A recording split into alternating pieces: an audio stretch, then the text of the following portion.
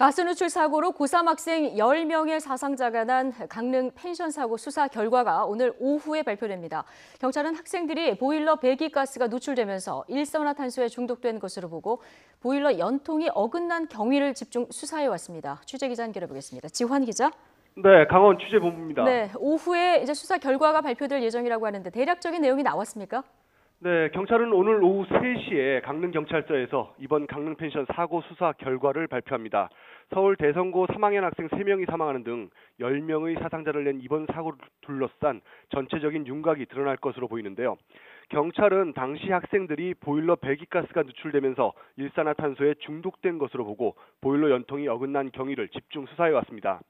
경찰은 해당 펜션의 보일러를 해체한 뒤에 국가수에 정밀 감정을 의뢰했고요. 같은 환경에서 반복적으로 실험하면서 사고 원인을 찾아왔습니다. 일단 국가수는 보일러에 다른 외부의 힘이 작용하지는 않은 것으로 판단했습니다. 누군가 보일러에 손을 댄 게 아니라 건물이 지어질 때 설치한 보일러가 반복적인 떨림 등의 이유로 서서히 연통이 빠졌다는 건데요. 이외에 외부 공기를 빨아들이는 보일러 급기관에 벌집이 있었고 배기관과 급기관의 설치 각도가 부적절했다는 것도 확인했습니다. 또 배기관과 보일러 본체 연결 부위에 별다른 마감 처리가 없었던 점도 살폈습니다. 경찰은 앞서 한국가스안전공사 강원 영동지사와 LP가스 공급업체, 보일러 시공업체 등 4곳을 압수수색해 관리 소홀과 점검 미흡 등을 조사했는데요.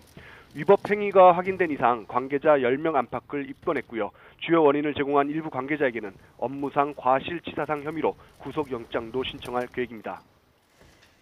예, 자, 병원에서 치료를 받는 학생들 아직 남아 있는데 차도가 좀 있습니까?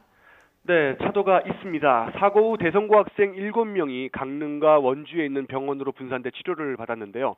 지금까지 3명이 퇴원하고 강릉 아산병원에 2명, 원주 세브란스 기독병원에 2명이 아직 치료를 받고 있습니다. 한마디로 얘기하면 입원 중인 4명 학생 모두 빠른 회복세를 보이고 있습니다. 강릉에 있는 학생 2명은 모두 의식이 또렷하고 자연스럽게 대화가 가능한 상태고요. 일반 병실에서 치료를 받고 있는데 한 명은 빠르면 이번 주말쯤, 다른 한 명은 다음 주쯤 퇴원이 가능할 것 같다는 병원 측 설명이 있었습니다. 또 원주에 있는 2명의 학생의 경우엔 병원 도착 당시 상당히 위독했는데요. 지금은 2명 모두 의식이 있고 역시 대화와 식사도 가능한 상태입니다. 계속해서 고압산소 치료를 받고 있는데요. 한 명은 자연스럽게 걷고 있고요. 다른 한 명은 다리가 조금 불편해서 휠체어에 타고 있지만 회복세가 생각보다 빠르다고 합니다.